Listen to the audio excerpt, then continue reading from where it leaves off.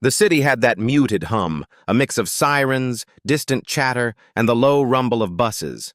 Yet in a quiet courtyard, tucked between two brick apartment buildings, a small figure crouched on the ground, tracing patterns in the dust with her fingertip. Lila didn't notice the leaves fluttering in the slight breeze, or the way the sun caught the edges of her brown hair like gold threads. She was focused entirely on the imaginary kingdom she was drawing on the concrete: castles, winding rivers, and tiny animals she named herself. Most people passed without a glance. Cars zoomed, neighbors shouted to each other, and someone even yelled about an errant dog. But Lila didn't flinch. She was used to being invisible. Then came a shadow. Ethan had been walking past, juggling a laptop bag and a to-go coffee, his mind on an email he was supposed to send 15 minutes ago. But something, the tilt of her head, the precision of her tiny finger tracing circles, made him stop. He stood a few feet away, pretending to check his phone, though his eyes never left her. He saw the small backpack, frayed at the seams, the way it sagged as though it had carried a lifetime of worries. He saw the scuffed sneakers, the threadbare jacket, and yet, more than anything, he saw the care she put into a drawing no one would ever see. For a long moment, neither moved. The world around them continued its march, indifferent. But here, in that little corner, time slowed. Ethan cleared his throat, a tiny sound that startled Lila. She jumped slightly, spun around, and her eyes, wide, wary, and cautious, locked on him. Hi, he said, a bit awkwardly, shifting the weight of his bag from one shoulder to another. What are you drawing? She didn't answer immediately. Her fingers hovered over the concrete, unsure if this stranger was a threat or just another invisible adult who would leave her alone. It's nothing, she mumbled finally, her voice soft, almost swallowed by the city. Ethan crouched down a little, careful not to invade her space. Nothing can look like that? He asked. He gestured to the swirls and castles she had drawn. That looks amazing. For the first time, a hint of a smile tugged at the corners of Lila's lips. She looked down, reluctant to let him see it fully. It's just stories, she said. I make them up. I like stories, Ethan replied. I make mistakes, too. Maybe we can compare notes? She blinked. Compare notes? Who does that? And yet, there was something in his tone, not condescending, not pitying, that felt safe. Over the next several minutes, a quiet conversation bloomed. Lila told him about the animals she had invented, the islands that floated in the sky, and the flowers that whispered secrets at night. Ethan listened, genuinely interested, asking small questions that didn't pressure her, but gave her the freedom to speak. Do your flowers ever get lonely? He asked with a small smile. Only sometimes, she admitted. But then I tell them stories, and they forget. Ethan chuckled. Sounds like a perfect solution. She glanced at him, a spark of curiosity in her eyes. Do you tell stories? Not enough, he admitted, but I think I could start. In those few exchanges, something shifted. The wariness in her stance softened. She still held her distance, but not completely. And Ethan, who had come to the courtyard on a simple errand, suddenly realized he had stumbled into something far bigger than an afternoon interruption. Lila finally lifted her backpack, hesitating as though revealing it was dangerous. I just carry things, she said. Books, papers, some old toys. Ethan's curiosity was piqued. Do you read them? Sometimes, she admitted. Mostly I just look at the pictures. They make me think of places I could be. Places you could be? Ethan asked softly, leaning closer without being intrusive. She nodded. Not here.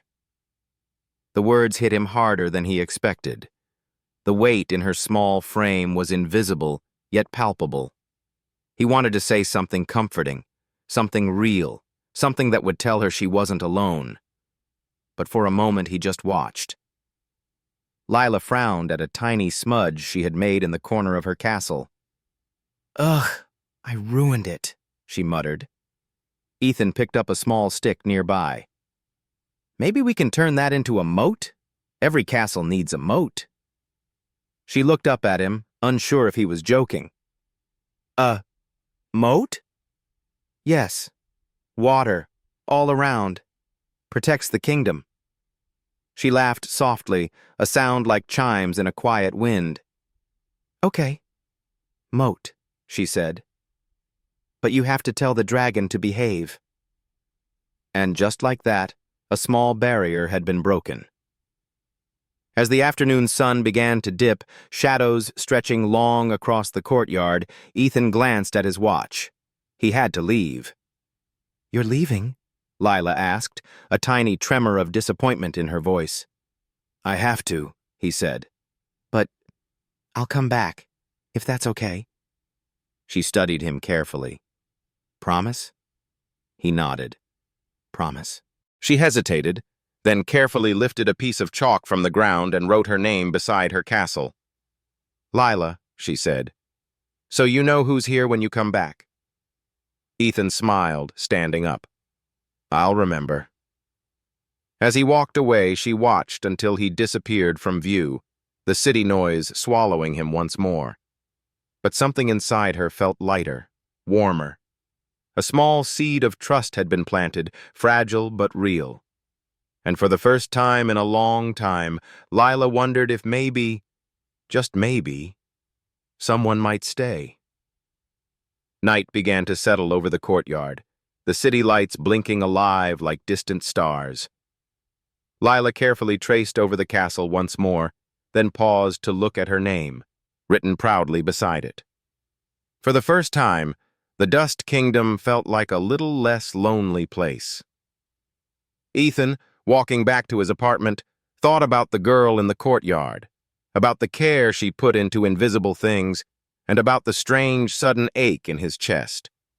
He didn't know it yet, but he had just found the beginning of a story that would change both of their lives forever.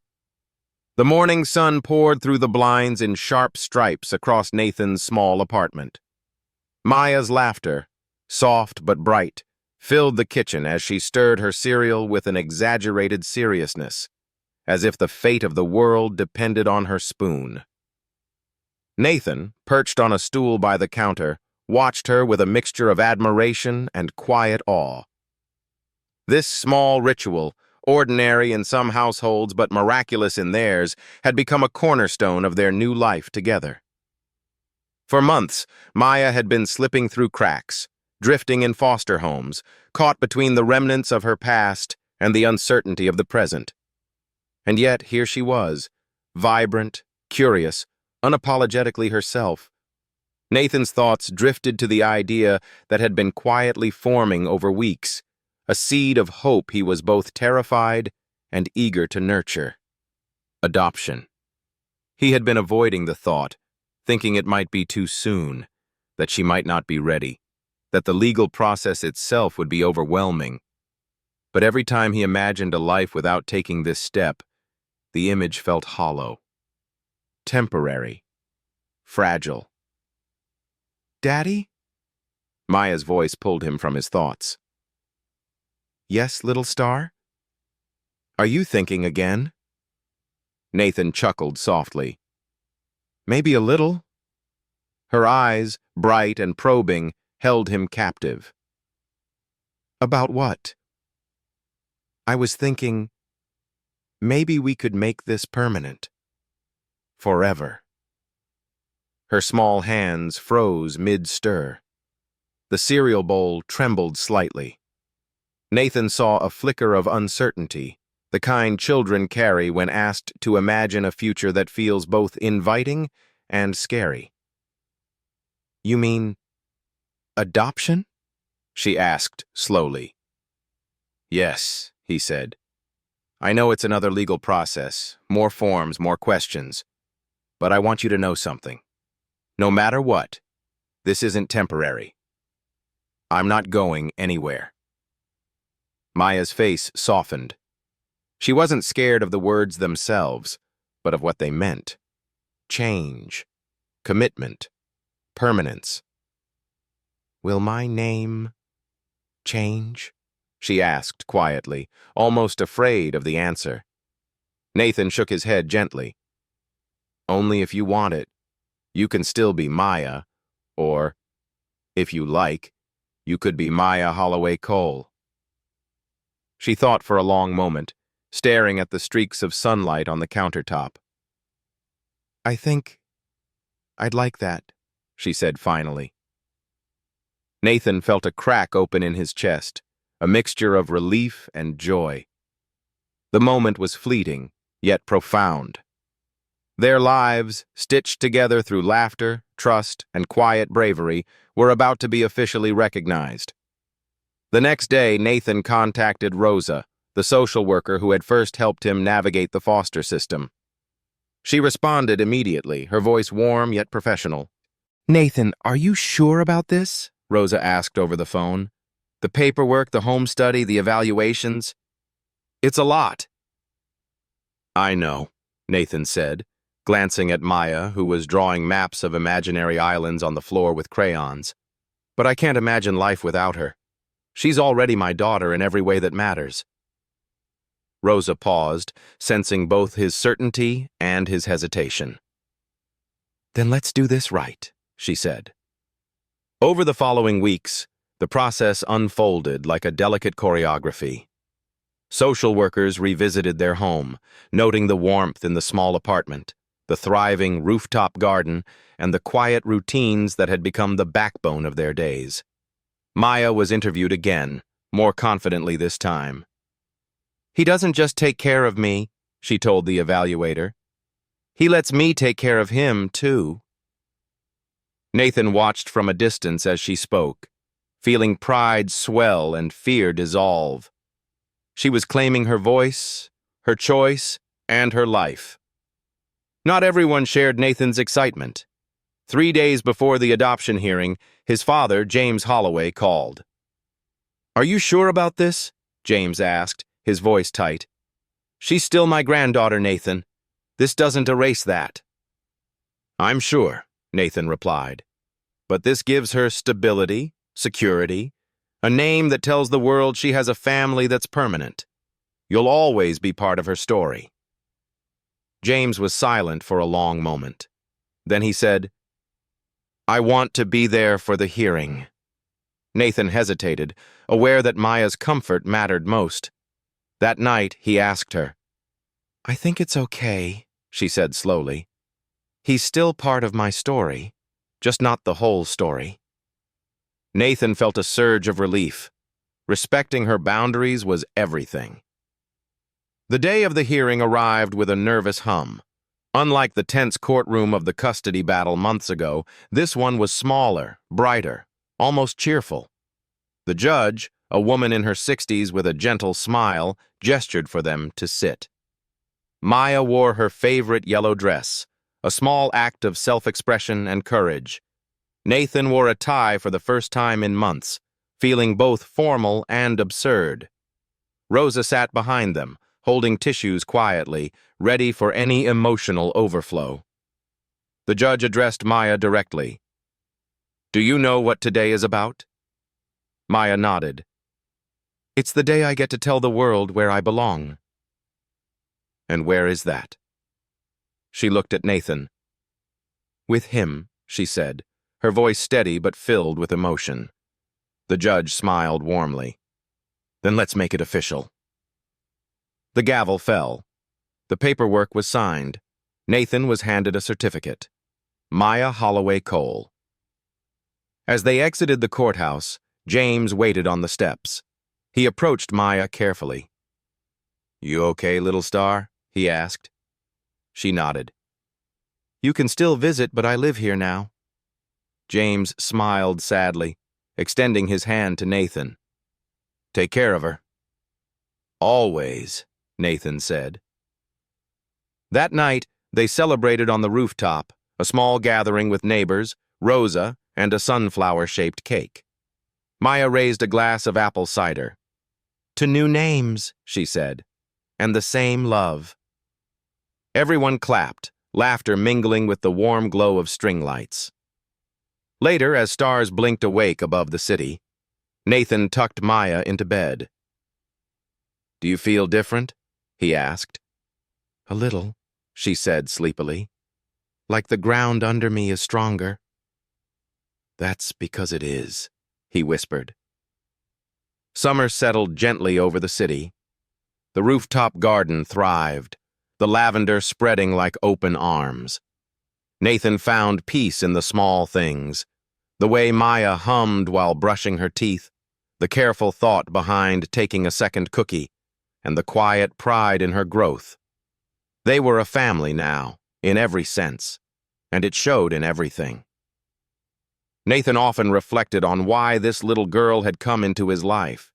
He realized that the difficulty of her early days made every small victory, every moment of trust, far more profound. Maya, once invisible, had roots now, and Nathan had a purpose beyond himself, to nurture those roots, to help her grow, and to witness the power of love made permanent.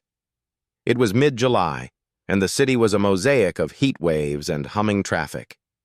Nathan sat at his desk, a stack of unopened mail beside him, the latest one from an unfamiliar nonprofit. He frowned at the envelope, curious but wary.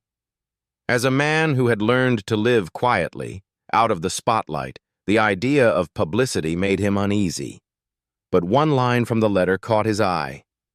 "We want to build transitional homes for kids aging out of foster care. We'd like you to consider being a founding donor, and maybe even the face of our campaign." Nathan set the letter down and leaned back in his chair, the hum of the ceiling fan above filling the silence. He glanced toward the rooftop where Maya was kneeling among her plants, humming as she tucked a tomato plant into the soil. Her small hands moved with purpose, a rhythm of care he had come to recognize as extraordinary. He thought about her journey, the months of foster homes, the nights she had spent wondering if anyone would ever stay, if anyone would really care. And now, watching her nurture life from the earth itself, he felt something stir in his chest. "Not for press," he muttered aloud. "Not for attention. But maybe for her." That evening, Nathan sat beside Maya on the couch, the soft glow of the sunset spilling through the living room window. "They want to build places for kids like you," he explained gently. "Kids who need a home, a safe place, a place to grow." Maya tilted her head, considering. "Before we met," she said slowly, "you mean a place that feels like a garden, even if it's just walls?" "Exactly," Nathan said. "A place that feels like this." He gestured toward their thriving rooftop garden. "Even if it's just a little patch of hope." Maya's eyes sparkled. "Can we visit one first?" "Of course," Nathan replied, relieved she wanted to see the reality before deciding. 2 weeks later, they arrived at a transitional home on the south side. It was modest, clean, safe, underfunded, but the air hummed with warmth. Children of various ages ran through the small yard, laughing, climbing, playing. Staff members greeted them with kindness, taking time to show them each corner of the facility. Maya's curiosity was boundless. She crouched beside a group of younger kids, telling them stories about the rooftop garden, showing them photos from their own. "This is where I grow my strawberries," she explained. "And lavender, too. Bees visit sometimes." One girl, no older than 7, tilted her head. "Is that your dad?" Maya smiled. "He's my forever." Nathan watched quietly, his heart swelling. In that moment, he realized that this project wasn't about recognition or fame. It was about giving other children a chance to feel rooted, loved, and seen.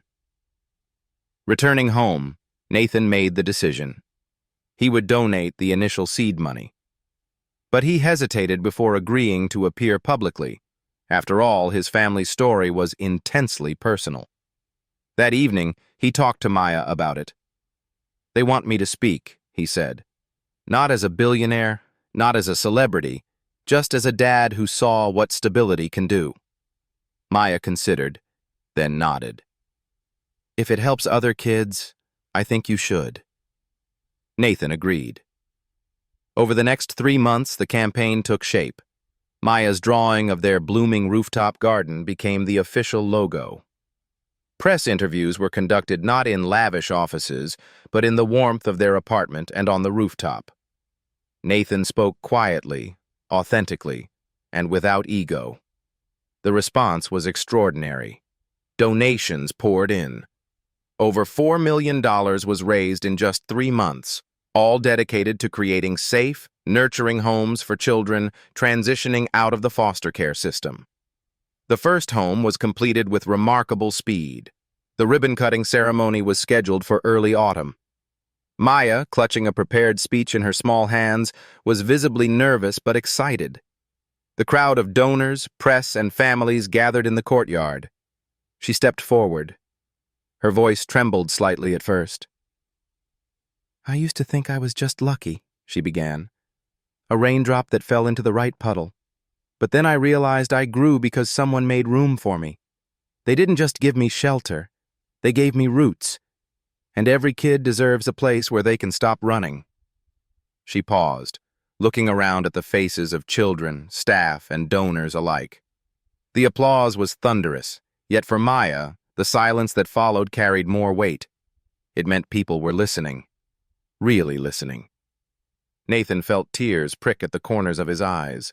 She had taken a journey from uncertainty to confidence in months, and now she was sharing that journey with others, inspiring action, spreading hope. After the ceremony, Nathan and Maya walked through the home, inspecting rooms, meeting children, and listening to their stories. Nathan marveled at Maya's empathy, the way she intuitively comforted children, encouraging them to share, to believe, to dream. That evening, as they returned home, Maya pulled out the letter she had written to her future self months ago, the one she had tucked away during darker times. "Can I read it to you now?" she asked. Nathan nodded, leaning against the couch, eager to listen. She read carefully. "Dear me, you were scared once, but you're not anymore. You have a garden now, and someone who stayed. Don't forget how dark it was, but don't let it stop you from walking in the sun. You're not broken. You're blooming." Her voice trembled slightly on the last line. Nathan wiped his eyes. "That's beautiful, Maya. Truly beautiful." She leaned against him. "I think I'm ready to write another one," she said softly. "For someone else." "Who?" he asked. "Another kid who thinks they'll never be found." Nathan kissed the top of her head. "Then let's help them find their way." As night fell over the city, the rooftop garden shimmered in the glow of string lights. Nathan and Maya sat together, quietly savoring the serenity of everything they had built. The garden was more than a garden. It was a symbol of patience, resilience, love, and the power of giving children a place to belong. Nathan thought about the children they had helped reach and those still waiting. Every small step, every seed planted, every act of kindness rippled outward. It was proof that real change didn't always require grandeur. It required presence, consistency, and love. Maya, once invisible and unheard, now sat with her father in the quiet joy of the lives they had touched. Not out of luck, not by accident, but because someone chose to stay. And that choice, like the garden below them, would grow forever.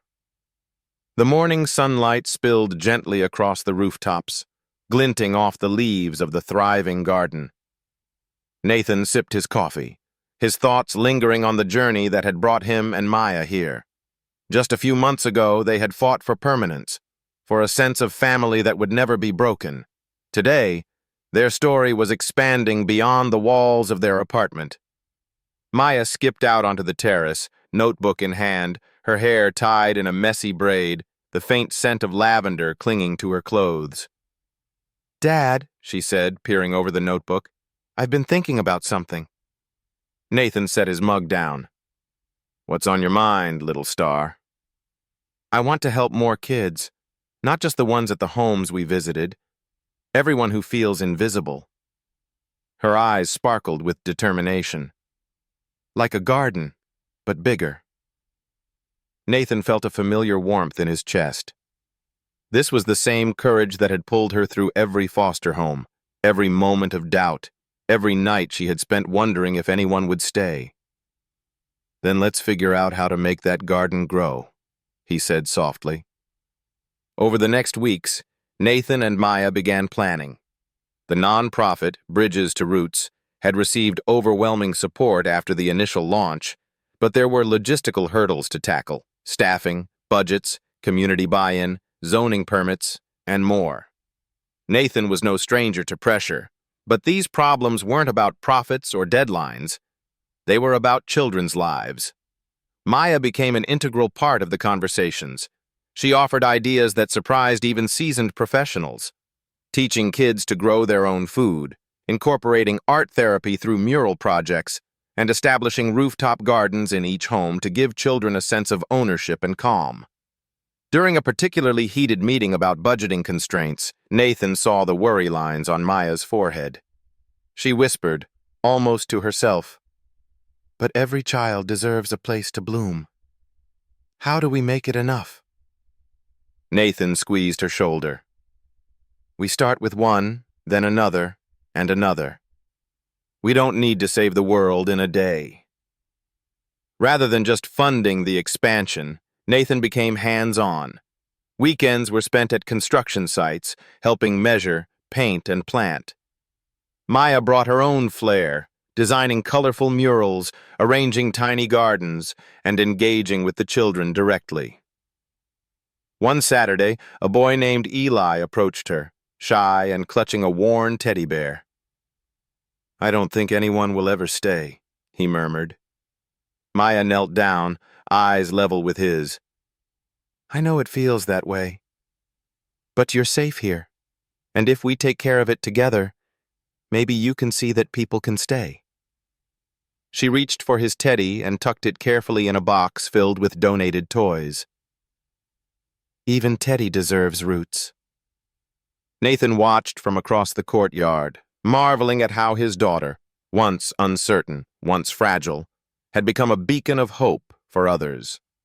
The children began responding to her energy. Shy smiles blossomed into laughter. Walls that had once felt like barriers were now spaces of community and connection. Despite their efforts, setbacks emerged. Funding delays threatened the construction of the second home. A key staff member left unexpectedly, leaving the children without a familiar caretaker. Maya, usually resilient, grew quiet one evening as she stared at her journal. "Dad, what if we can't do enough?" she asked softly. Nathan wrapped his arms around her. "Maya, we've already done more than most people ever try. We can't control everything, but every seed we plant, literally and figuratively, makes a difference." He told her the story of the first lavender plant they had nurtured together, how small efforts eventually created something beautiful and lasting. "Change doesn't always come fast, but it comes," he said.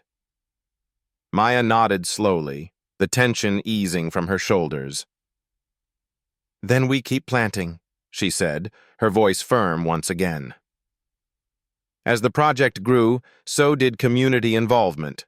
Local volunteers arrived to help with gardening, painting, and mentoring.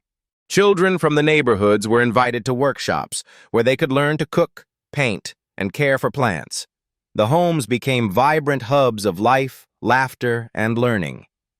Maya thrived in this environment. She started a story circle where children could share experiences, fears, and dreams. Nathan watched as shy, withdrawn kids transformed under her gentle encouragement. One day, a girl named Lila asked, "Do you really think someone will always be there for me?" Maya smiled. "I do. And we'll show you that love can grow, even in places you never thought it could." Nathan realized that the ripple effect was beyond what he had imagined. Their home, their garden, their family. It wasn't just about them anymore. It was about the hundreds of children who would now have a chance to bloom. The second home's opening ceremony was more elaborate than the first. Children had helped plant flowers, paint murals, and prepare a small play. Maya, holding a microphone, stood before the crowd of donors, staff, and families. "I used to think I was just lucky," she began, echoing the speech she had given months before. "But I realized that growing isn't about luck. It's about care. It's about someone believing in you. We want every child here to know that someone believes in them. And that's what we've built together." The applause was deafening. Maya's voice carried not just gratitude, but conviction. Nathan felt the familiar swell in his chest. Pride, awe, and a deep sense of fulfillment. This wasn't a project. It was a movement. That night, Nathan and Maya returned home to the rooftop garden. The city's lights twinkled below, reflecting on the leaves of their thriving plants. Maya opened her notebook. "I want to write another letter," she said. "One for the children who will come here next. One that tells them they are not alone." Nathan nodded. "And I'll help you deliver it." They wrote together, words flowing from both of them. "You are safe. You are seen. You are loved. And you belong." It was a letter not just for the children at Bridges to Roots, but for every child who had ever felt invisible, overlooked, or unworthy. Nathan realized that their family had grown beyond bloodlines. It had grown into a network of care, hope, and permanence. The love that had started in their small apartment now reached across neighborhoods, touching lives in ways they could never have imagined. The rooftop garden became a sanctuary of reflection and celebration. Maya and Nathan often sat together at dusk, surveying the city from above. "Do you ever think about where we started?" Nathan asked. "Every day," Maya replied. "And I know now that every child deserves roots. That's why we keep growing." Nathan smiled, heart full. "Then we'll keep planting, little star, one child at a time." As night settled, the garden glowed under the soft light of lanterns, a symbol of care, hope, and the power of someone who chooses to stay. The roots they had nurtured didn't just belong to them. They belonged to every child whose life had been touched by their love and dedication. Summer was fading into early autumn, and the rooftop garden glowed with golden light. The lavender and sunflowers swayed gently in the breeze, their colors vivid against the deepening blue of the sky. Nathan and Maya sat side by side, legs dangling over the edge of the terrace. The city below hummed with life, but up here, there was stillness, a moment of quiet reflection after months of growth, both for the garden and for their lives. Maya held a folded piece of paper in her hand. "Dad, I want to write a story," she said, eyes shining. "Not just about me, about every kid who's ever had to wait for someone to stay." Nathan felt his chest tighten. This was more than words. This was her heart spilling onto paper, her empathy rippling outward to others. "Then let's make sure they can hear it," he said softly. Bridges to Roots had grown faster than Nathan ever imagined. The first two homes were thriving, but with success came responsibility, scrutiny, and pressure. Nonprofits, media outlets, and even local politicians wanted involvement. Each decision now carried weight. Every choice impacted real children's lives. Nathan found himself balancing between practical logistics and the emotional needs of the children. Maya, meanwhile, had become a quiet force of leadership. She designed mentorship programs, organized garden workshops, and even started a weekly story time where older children shared lessons with younger ones. One evening, a volunteer pulled Nathan aside. "You know," she said hesitantly, "you're inspiring more than just the kids. Parents, teachers, even the city council are noticing how much you're giving. But it's a lot. Are you okay with all this?" Nathan looked at the rooftop, where Maya was laughing with a group of children as they planted new herbs. He felt a swell of pride and responsibility at once. "It's worth it," he said, "as long as we don't forget why we started." Just as things seemed to settle, a sudden setback shook the foundation of Bridges to Roots. A funding partner pulled out at the last minute, threatening to delay the opening of a third home. Maya overheard Nathan discussing the news late one night. "I thought we were doing enough," she said quietly, curling up in the corner of the rooftop swing. "How do we keep the promise we made?" Nathan sat beside her, tucking a stray strand of hair behind her ear. "Promises aren't about never facing problems. They're about facing them together and finding a way through. That's how we grow." The following weeks were a whirlwind. Nathan met with new potential donors, navigated bureaucratic obstacles, and encouraged the team to stay motivated. Maya contributed by writing heartfelt letters to supporters, telling them the stories of the children they were helping. Her words had a raw honesty that inspired everyone who read them. Even amidst the chaos, Bridges to Roots had become a community hub. Local residents volunteered, sharing their skills in art, music, and gardening. Children once withdrawn began opening up, trusting adults and peers in ways they hadn't before. Maya, who had once been guarded and shy, became a bridge for these kids. She created a garden journal program where every child documented their experiences, drawings, and reflections. The journals were displayed in the homes, transforming the walls into a living tapestry of growth and hope. One day, a teenage boy named Marco, who had been silent for months, showed his drawing to Maya. It depicted a small plant breaking through cracked concrete. "I drew this for you," he said softly, "because you helped me believe I could grow." Maya's eyes filled with tears. "And you already are," she whispered, hugging him tightly. Nathan, watching from the doorway, felt the familiar ache of pride and awe. This was why every obstacle, every sleepless night, every worry was worth it.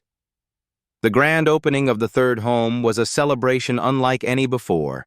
Families, community leaders, volunteers, and children gathered in the new space, which was alive with colors, laughter, and the scent of freshly planted flowers. Maya stood before the crowd, her small frame commanding attention. She held a microphone with both hands, took a deep breath, and spoke from the heart.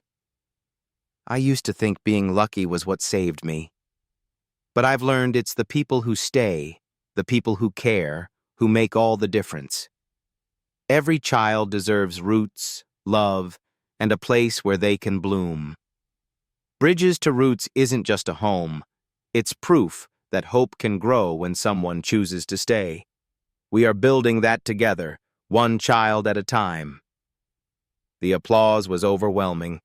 Tears streaked faces, hands clapped, and phones recorded every moment. But for Nathan, the most powerful sound was Maya's quiet laughter behind the microphone, mingling with the children's voices, echoing through the home they had built together. After the ceremony, Nathan and Maya returned to their rooftop garden. The city lights shimmered beneath them, and the garden glowed under the lanterns they had hung earlier. Maya opened her notebook, now brimming with ideas and letters. "Dad," she said softly, "I want to keep writing letters. Not just for kids here, but for anyone who feels lost. Anyone who thinks no one will stay." Nathan smiled, wrapping an arm around her shoulders.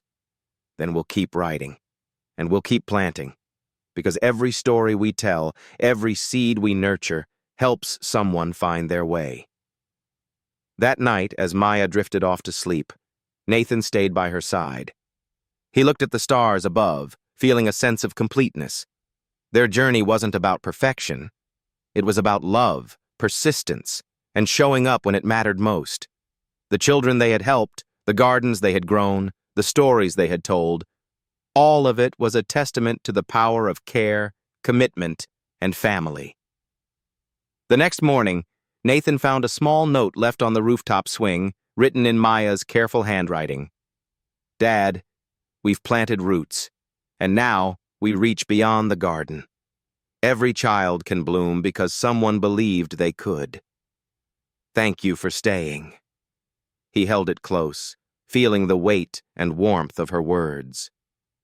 Bridges to roots had grown beyond walls, beyond rooftops, and beyond expectation. It was more than a nonprofit. It was a movement, a network of love, a promise that no child would ever feel invisible again. And as the sun rose over the city, illuminating the thriving rooftop garden, Nathan knew that they had created something that would outlast them both, a legacy of roots, love, and the unshakable belief that every child deserves to bloom.